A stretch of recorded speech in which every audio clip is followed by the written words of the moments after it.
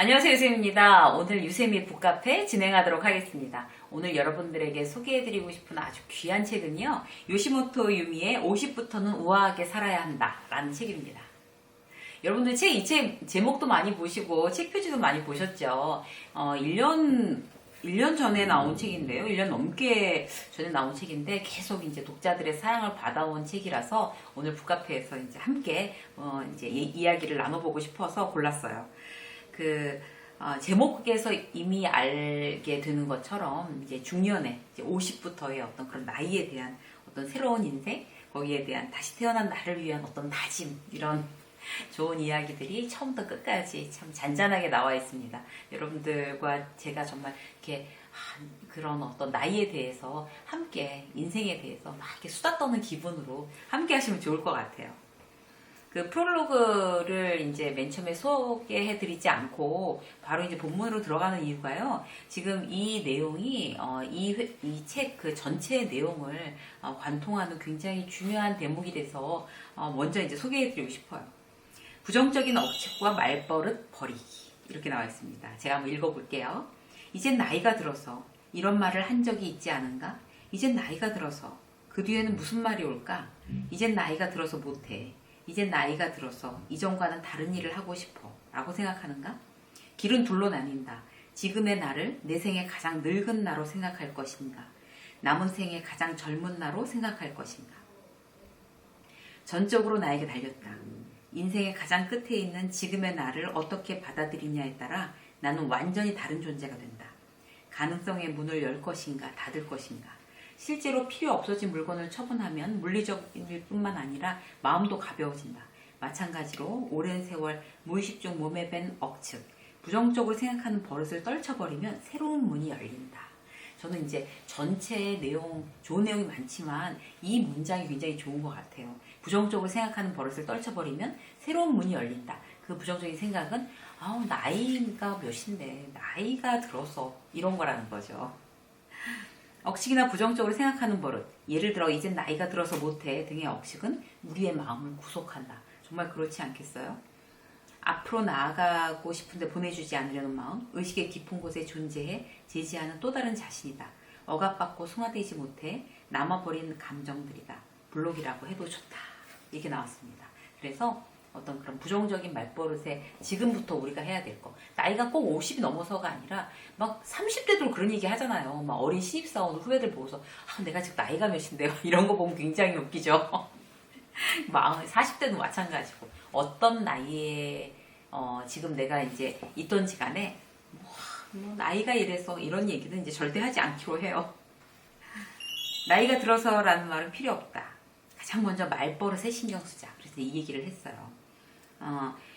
이를테면 이제 나이가 들어서라는 말은 인생의 가치를 젊음, 아름다운 외모에 둠을 나타난다. 그렇잖아요. 나이가 들면 나쁜 거라고 생각하니까 이제 그런 식으로 이제 부정적으로 얘기하는 거죠. 절대 그렇지 않거든요. 뭐뭐 해야 된다. 그러니까 나이 들어서 뭐뭐 해야 한다. 이런 것도 의무감이 담긴 말버릇도 구차하다. 틀에서 벗어나면 안 된다는 의식의 밑바탕에는 틀에서 벗어나는 게 무섭다는 두려움이 존재한다. 실패에 대한 두려움이다. 혹시 안 되면 어쩌지? 실패에 비난받으면 어쩌지? 반드시 뭐뭐 해야 한다라고 생각할수록 괴로워진다. 앞으로의 인생을 홀가분하게 보내고 싶을 때, 불필요한 물건을 처분하려고 할 때 이런 말버릇은 족쇄가 될 뿐이다. 이제 나이가 들어서라는 말버릇은 포기이자 변명인 동시에 나이 따위 상관없다라고 생각하고 싶은 속마음에 있는 말이다. 그렇죠. 나이 따위 상관없다라고 생각하고 싶으시죠? 저도 그래요. 여러분들도 다 그러실 것 같아요. 그래서 이제 나이 따위는 상관없다라고 생각하면서 또 이제 함께 이제 책을 나눠보겠습니다. 여기에 보면 이제 어떤 게 나오냐면요. 5년, 10년 후에 시작할 일을 준비한다. 이런 챕터가 있어요. 근데 이분이 이제 예를 든 분이 어떤 이제 지인인데요. 퇴직한 다음에 사모님과 함께 집 근처에서 도예 교습소를 열고 개인전도 연대요. 근데 그분은 이제 원래 회사 일도 즐기고 개인적인 일도 즐기는 거죠. 그러니까 자기 취미, 회사 일을 하면서도 자기 취미를 굉장히 적극적으로 즐기는 거예요. 근데 그거를 나중에 5년 후, 10년 후에 자기 직업으로 삼고자 실력을 갈고 닦는다. 제가 영상에서도 말씀드렸지만 이런 경우가 가장 이상적인 것 같아요. 나의 취미이자 내가 하고 싶은 일을 지금 내가 회사에서 일을 하고 있지만 퇴직한 이후에 제 인생 이막에서는 그걸 직업으로 삼겠다. 이런 거 정말 좋은 일인 거죠. 문제는 포인트는 뭔가 하면요. 5년 후, 10년 후를 내다보면서 준비를 하면서 살아야 된다는 거예요. 즐겁게. 자, 또 이제 이분의 또 다른 친구분은요. 저널리스트인 한 친구는 65세 퇴직한 후 해외에서 자원봉사자로 활동할 생각이라고 한다. 이분도 벌써 퇴직한 후에 계획을 다 잡고 있는 거죠. 그리고 도쿄를 떠나 야스카타케로 거처를 옮긴 친구도 있다. 좋아하는 골프를 실천하고 싶다. 밭을 만들고 싶다. 조용히 살고 싶다. 그런 바람이 있어서 이렇게 옮겨갔대요. 그러니까 그렇게 이주를 위해서, 그렇게 시골로 이주를 위해서 현역 시절부터 계속 노력해 왔다고 해요. 준비해 왔다고 그래요. 그러니까 이런 게 다른 영상에서도 말씀드린 것처럼 너무 중요한 것 같아요. 지금 40대이든 30대도 마찬가지. 이 조기 퇴직이 굉장히 지금 유행이 되고 있으니까 나이가 내가 몇이건 간에 내가 정말 5년 후, 10년 후에는 어떻게 할 건지, 이 회사에 계속 있을 건지, 아니면은 퇴직하고 내가 좋아하는 일을 어떤 거를 제2의 직업으로 내가 가질까, 이런 걸 지금부터 준비하는 게 좋습니다. 이제 작가는요, 이렇게 얘기해서 굉장히 재미있어요. 나는 환갑 생일 파티에서 이탈리아 가곡을 부르겠다고 선언했다. 그리고 이제 노래 공부를 한대요. 레슨을 받고. 그림도 그리고 싶다. 이런 거 너무 좋죠. 목표를 찾아 세우면 도움닫기를 시작하자. 무엇을 해야 할지 모르겠으면 남들이 좋아해주는 체험을 많이 쌓아라. 씨앗이 되어 언젠가 반드시 열매를 맺을 때가 올 것이다. 남들이 내가 하는 어떤 거에 대해서 굉장히 좋아한다면 그걸로 씨를 뿌리고 열매를 한번 맺어보자. 이런 생각 하시면 좋은 것 같아요. 그러니까 지난번에도 이제 한번 말씀드린 것 같은데 목소리 좋으신 분들은 그런 오디오북 이런 것도 한번 준비해 보시는 거. 저 사람 목소리 되게 좋아 라고 하면 본인이 자기 목소리 좋은지 잘 모르시더라고요. 근데 그러면 오디오북, 남들이 좋아해 주는 거, 내 목소리, 아니면 나의 글솜씨, 아니면 또 나의 뭐 그림 그리기, 뭐 이런 거, 내가 뭐 꽃꽂이를 잘한다든지, 뭐 여러 가지 이제 있잖아요. 화분을 이렇게 막 식물을 잘 가꾼다든지, 아니면 이제 동물들을 참 이렇게 많이 예뻐한다든지, 아니면 사람하고 상담하는 걸 좋아한다든지, 자기가 정말 잘하는 거, 남이 그걸 좋아해 주는 거를 내가 이제 5년 후, 10년 후에 한번 직업으로 해보고 싶다, 이런 생각을 하는 것만 해도 대단히 많이 발전하는 것 같습니다. 자, 또 볼까요? 이제 연결되는 또 다른 얘기인데요. 또 다른 챕터에 하고 싶었던 일을 하기에 늦은 나이란 없다. 정말 그런 것 같지 않으세요? 정말 하고 싶은 게 있다면 그 나이가 무슨 상관일까요? 저는 이제 가면 갈수록, 나이를 먹으면 먹을수록 그 생각이 더 나는 것 같아요. 목숨에 한계가 있다고 느꼈을 때 이것만은 반드시 해 놓아야 하는 건 무엇일까? 지금 하고 있는 일은 정말로 하고 싶은 일일까? 우리가 이제 평소에 이런 생각을 많이 하고 지내야 된다는 거죠. 그래서 하고 싶었던, 결국 이제 결론은 뭔가 하면, 하고 싶었던 일은 이제 반드시 뭐 나이가 몇이라도 이제 하겠다, 이제 이렇게 생각해야 된다는 거예요.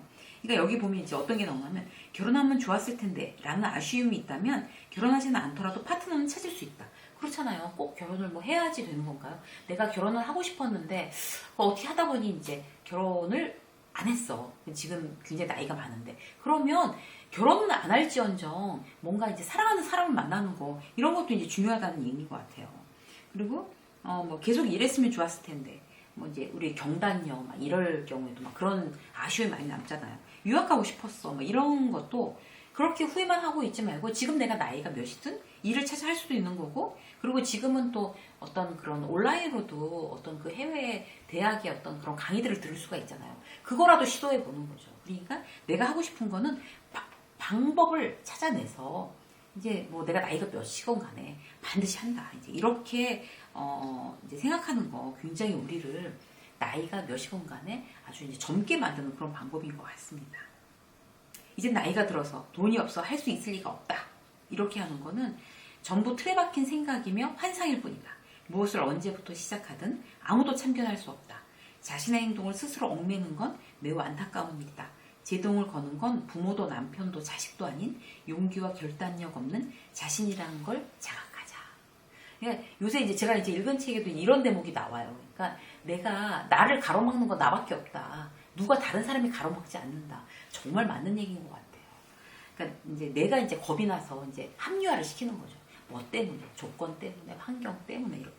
저 같은 경우에도 나이가 이제 더 많이 들고 아무리 이제 막 이렇게 정말 그 아주 이제 세월이 흐른다 해도 그럴 때도 제가 이제 꼭 나중에 하고 싶은 게 뭔가 하면 저는 이렇게 드라마 대본 있잖아요. 드라마 대본이나 영화 시나리오 그런 게 이제 직장 그런 회사를 배경으로 하는 회사를 이제 그런 주요 직장인들을 주인공으로 하는 그런 굉장히 흥미로운 드라마 대본을 써보는 게 저의 또 다른 꿈이에요.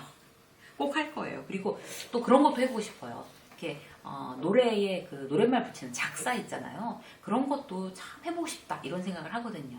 그래서 나이랑 관계없이 진짜 언젠간 내가 기필코 할 거야. 그러기 위해서 미리 또 준비할 거야. 저도 이제 이렇게 생각하고 있거든요. 여러분들도 여러분이 하고 싶으신 거를 꼭 이제 꼭 해내겠다. 이제 이런 생각을 하시고 이제 거기에 대해서 막 꿈을 꾸셨으면 좋겠어요. 여기 이제 그런 게 나와요. 포기하지 않으면 무엇이든 할 수 있다. 시작이 늦고 빠른 건 없다. 본인이 즐겁고 충실하면 그걸로 충분하다. 인생을 빛나게 하는데 다른 사람의 시선은 상관없다. 우리한테 굉장히 좋죠? 하고 싶은 일이 무엇인지 알 수 없어도 행복하게 지낼 수 있다. 하지만 하고 싶은 일에 흥분할 때 인생은 반짝반짝 빛나서 색채를 더한다. 이렇게 나와 있습니다. 좋은 얘기인 것 같아요. 막 용기를 주고. 또 볼까요? 좋은 여자, 좋은 아내, 좋은 엄마가 아니면 안 되나요? 이런 챕터가 나와 있습니다. 이거 보고서 저도 그래 꼭 그래야 되나? 이런 생각이 들더라고요. 이렇게 뭔가 이제 좀 이렇게 시원하게 이렇게 뻥 뚫리는 느낌 아니세요? 제가 읽어볼게요. 여기 이제 또 어떤 챕터가 나오냐면 해야 한다. 뭐뭐답게 라는 짐은 내려놓자. 좋은 사람이어야 한다. 좋은 아내로 지내자. 좋은 엄마이고 싶다. 등도 고집이자 집착의 틀이다. 이젠 슬슬 그만두자. 좋은 아내도 좋은 엄마도 전제가 아니라 결과이다. 좋은 아내로 지내고자 하면 희생적인 기분이 들 수도 있다. 좋은 엄마이고 싶으면 자신의 가치관을 성장한 자녀에게 강요할지도 모른다. 정말로 좋은 사람, 좋은 아내, 좋은 엄마는 좋다는 걸 의식하지 않는다. 좋다, 좋지 않다, 나쁘다라고 평가하는 건 자신이다. 남의 평가를 기준으로 하는 자신말이다. 그런 고집은 떨쳐버리자. 저 이거 굉장히 반성했어요. 이거 읽고.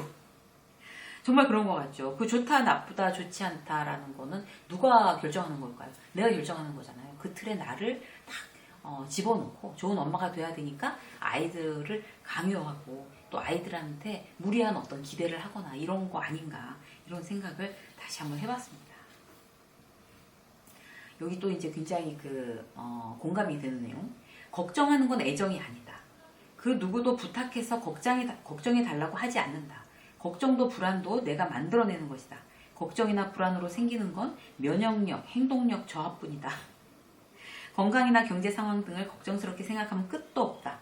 걱정은 마음을 혼란하게 할 뿐 해결에 하등 도움을 주지 않는다. 현실과 마주하며 현실적인 걱정거리를 해결해야 한다. 걱정이나 불안, 스트레스로 몸을 상하게 하고 싶지 않고 현실과 느긋하게 마주하며 하나씩 처리해 나가고 싶다. 좋은 얘기죠.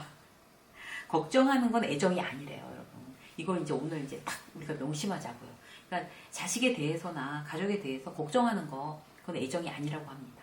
그러니까 내가 지금 그렇게 이제 막연한 걸 걱정하는 게 아니라 현실적으로 내가 서포트 해줄 수 있는 거, 가족이 만약에 걱정이 된다 그러면 서포트 해줄 수 있는 거 서포트 해주고, 그 다음에 이제 후배들이, 회사에서 내가 리더인데 후배들이 걱정이 된다 그러면 내가 할 수 있는 거, 나를 믿게끔 하고, 그 다음에 일을 잘할 수 있는 환경을 만들어주고, 정말 그야말로 서포트 하는 거, 이런 거에 내가 할 수 있는 거에 최선을 다할 뿐이라고 생각하면 될 것 같아요. 여기 굉장히 또 재밌는 게 있어서 한 가지만 더 말씀드릴게요. 신경 쓰지 않고 상관하지 않으며 홀가분하게 살자. 정말 제가 요즘에 굉장히 관심을 갖고 있는 내용입니다. 남의 눈치, 남의 말, 남의 평가를 신경 쓰는 것, 체면을 신경 쓰는 것. 지금까지 우리는 이런 것에 사로잡혀 얼마나 괴로워했는가.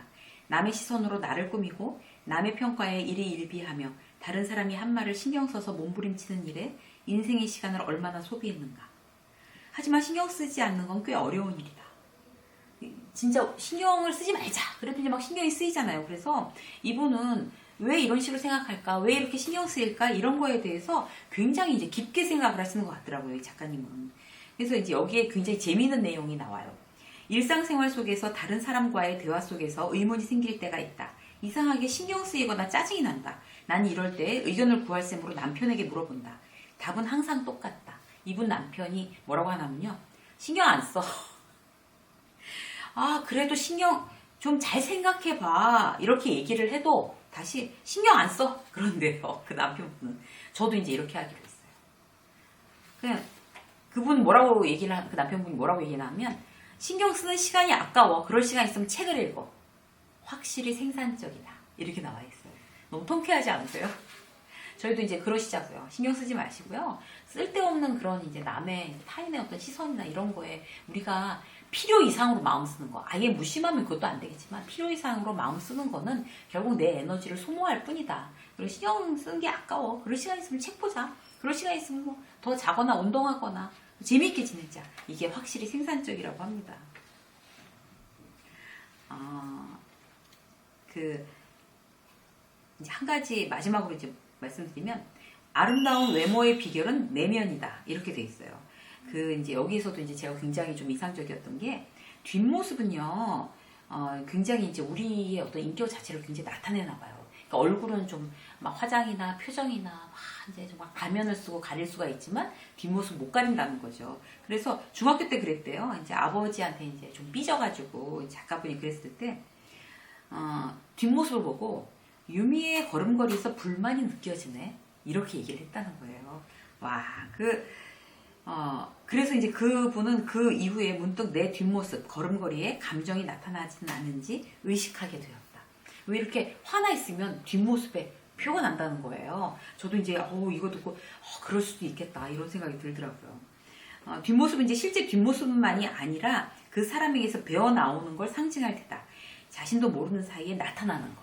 그러니까 우리가 불만이 있거나 화가 나거나 이러면 이제 뒷모습에 나타난다는 거죠. 뒷모습은 나를 명백하게 드러낸다. 얼굴은 얼마든지 손질하고 화장할 수 있지만 등은 그럴 수 없다. 등을 훈련하는 훈련의 일환으로 늘 자세를 곧게 한다. 저 이제 이 책 보면서 이렇게 곧게 자세를, 여러분들도 지금 방송 보시면서 등을 한번 이렇게 딱 이렇게 세워보세요. 그리고 머리 위에 갈고리가 있어 위에서 이렇게 잡아당기는 것처럼 서고 걷는데요. 밖에서 걸을 때는 물론 집에서도 유지하도록 한다. 그러니까 이렇게 나의 뒷모습, 나의 어떤 마음, 자세를 이렇게 반듯하게 하는 거를 신경을 많이 써야 된다는 얘기겠죠. 등은 곧게 펴졌는가? 씩씩하게 걷는가? 감정이나 생각하는 버릇뿐 아니라 나이도 걷는 모습에 나타난다. 그래서 우리가 마음은 늘 곧게 잘 배려하고 정말 잘해보려고 마음 훈련을 하지만 몸도 이렇게 꼿꼿하게 하는 거를 동시에 신경을 써야 된대요. 방심은 금물이다. 등을 확인하고 숨은 나를 깨달아 뒷모습으로 사랑을 말하자. 너무 좋아요. 네, 뒷모습으로 사랑을 말하자. 정말 좋은 얘기인 것 같아요. 그래서 뒷모습에도 우리의 이제 감정과 우리의 인격이 드러나기 때문에 항상 이렇게 바른 자세를 그렇게 유지하는 것도 나이 들수록 굉장히 우리 스스로를 사랑하는 방법이 아닌가 싶습니다. 처음부터 끝까지 정말 다 읽어드리고 싶어요. 너무 내용이 좋아서. 50부터는 우아하게 살아야 한다. 꼭 50이 아니더라도 40이라도 60이라도 30이라도 우리를 내면을 겉모습을 아름답게 가꾸면서 그렇게 우아하게 그렇게 살아가시는 여러분이 되시길 바라겠습니다. 이수혜미의 북카페 오늘 여기까지 하겠습니다. 고맙습니다.